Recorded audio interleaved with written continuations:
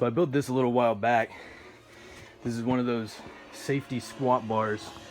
It'll run you about maybe 250 or so on the very cheapest end for a good one of these. But you just go to Home Depot, get some galvanized steel pipe, get a bunch of different fittings. You know, you could even go for the black iron ones, which are about maybe 75% of the price of this.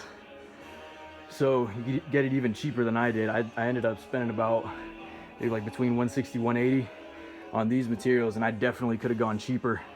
Could have made it a little bit shorter as well.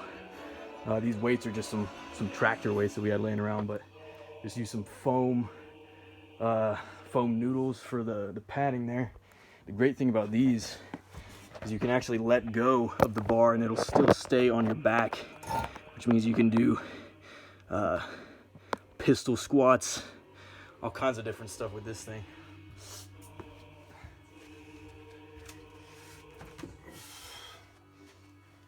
Let go, it just stays right there.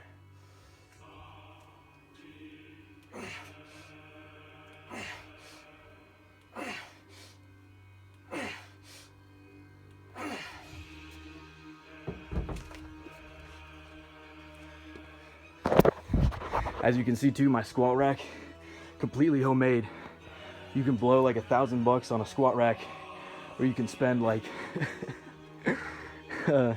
like $30 on some scrap lumber and just make one yourself. Look, bench press, safety's completely homemade, rack completely homemade.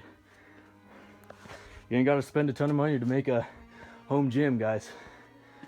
Those repurposed stop signs, I use that for shoulder press. Just be creative, guys.